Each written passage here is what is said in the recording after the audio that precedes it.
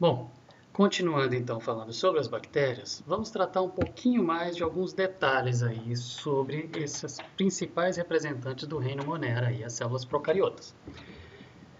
Uma bactéria, quando ela está em condições desfavoráveis significa o quê? Ela não tem o que necessita para sobreviver. O principal disso é dissecação.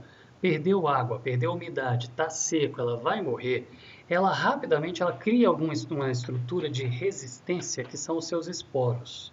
O que seria isso? A célula bacteriana tem tudo ali, ela tem DNA, ela tem citoplasma, ela tem ribossomos, ela tem material ali, nutrientes ali para ela sobreviver. E quando ela forma os esporos, então ela tem a membrana plasmática, a parede celular, tem tudo ali da bactéria, está funcionando. A bactéria está ali. Mas em condições favoráveis ela vai morrer, ela cria, não são todas que fazem isso, algumas espécies delas, alguns gêneros, aí principalmente Clostridium e bacilos, o esporosarcina, a gente tem alguns aí específicos que eles vão fazer esse papel de gerar, de criar os esporos. O que ele faz? Basicamente o esporo ele seleciona, ele é uma estrutura rígida que vai lá e pega uma parte de tudo que seria necessário para formar essa bactéria e guarda dentro de uma caixinha hermeticamente fechada que não vai deixar entrar e nem sair nada. Olha só, a estrutura de um esporo, vista aqui em fotos mesmo, externamente, parece que a gente está falando de algumas sementinhas, olhando dentro. Você tem uma estrutura muito resistente, uma camada muito resistente, que guarda dentro proteínas, DNA da bactéria e enzimas necessárias para poder ler esse DNA, produzir o RNA, os ribossomos lerem esse RNA e produzir as proteínas da bactéria, fazer tudo o que precisa para montar a bactéria outra vez. Então é como a bactéria, se ela soubesse assim, a partir daquelas condições difíceis ali, desfavoráveis, está secando, vai morrer, forma esporo para poder guardar tudo o que precisa para quando ela tiver condições favoráveis de novo, ela germinar e voltar a produzir a bactéria, voltar a formar a membrana plasmática, a parede celular e tudo mais. Então são estruturas de defesa da bactéria para, ao invés dela morrer, ela guarda por um tempo dentro dessas estruturas que são os esporos, ok? Condições desfavoráveis, ela entra em formação de esporos. O principal método de reprodução das bactérias é a divisão celular. E a divisão celular realmente bipartição. Como que isso acontece? Essa divisão celular ela começa com a duplicação ou a replicação do material genético das bactérias, do mesmo jeito que a gente viu lá nos eucariotos, só que aqui a gente está falando não dentro de uma estrutura isolada como o núcleo, mas vai acontecer da mesma maneira, o DNA vai ser replicado como a gente já estudou. E essa replicação do DNA da bactéria é apoiado, grudado, preso numa estrutura que pende ali, que é como se fosse um apêndice interno ali vindo da parede celular, da membrana plasmática. Essa estrutura vem, ela se chama mesossomo. E a partir do momento que o DNA é replicado, ele fica preso, cada cópia do DNA fica preso em pontos diferentes desse mesossomo. E a partir do momento que a célula vai crescendo, ela vai produzindo mais proteínas, vai produzindo mais parede celular, essa parede celular dela vai crescendo, as proteínas da bactéria estão sendo produzidas, a parede está crescendo, até que a célula tem toda, ela vai adquirindo mais nutrientes, mais parede, mais citoplasma, mais ribossomo, mais tudo que ela necessita, ela vai crescendo quando ela está num volume, num tamanho suficiente para poder virar duas, então a gente vai ter a formação de um septo transversal aqui, com a parede celular e membrana plasmática, a membrana aqui na parte interna, a parede celular na parte externa, ok? E esse septo vem e divide a bactéria em duas. Em condições ideais, no geral, a cada 20 minutos acontece isso, ou seja, o tempo de vida de uma bactéria, no geral, em condições ideais, seria de 20 minutos.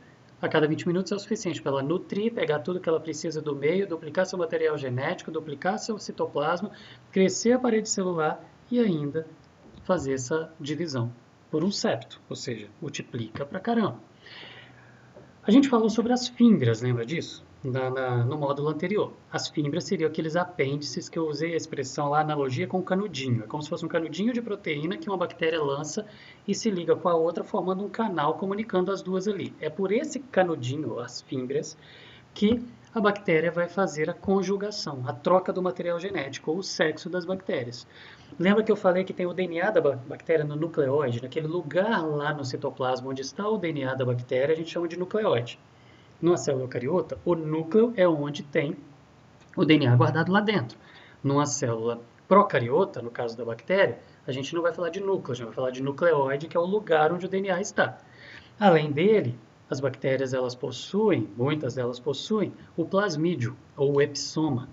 E esse epissoma, que ele fica ali aqui a gente tem o material genético principal da bactéria, e o epissoma, o plasmídio, um DNA extra que ela tem ali, que vai ter uma parte da informação genética dessa bactéria e ele se duplica independente do material genético principal e ele pode ser transmitido de uma bactéria para outra através das fímbrias, daquelas estruturas vazadas que geram troca de citoplasma, material citoplasmático e o epissoma, ou plasmídio, o DNA extra aí da bactéria, de uma para outra. Agora, quando uma bactéria vai transmitir um plasmídio, ou seja, quando ela tem um plasmídio que ela vai passar, ela tem o potencial de passar, esse plasmídio a gente chama de fator sexual, ou F. A bactéria que tem um fator sexual, que tem o plasmídio que pode passar para outra, a gente chama essa bactéria de F+, que seria o equivalente ao macho. É o que tem condições de contribuir com o material genético. É o que está contribuindo, é o que está mandando o material genético, esse plasmídio, uma cópia dele pelo menos, mandando para outra bactéria pela fímbria. A bactéria que está recebendo esse material genético, esse plasmídio que está vindo pela fímbria, a gente chama de F-, seria o equivalente à fêmea, tá bom? Só que uma bactéria, ela não é simplesmente F+, sempre. Ela não é, entre aspas, o macho sempre, e a outra bactéria é sempre a fêmea. Não. A bactéria que está transmitindo é o F+, a que está recebendo é F-. A que recebeu F- se torna F+, porque ela tem aquele plasmídio e ela pode passar para outra, ok?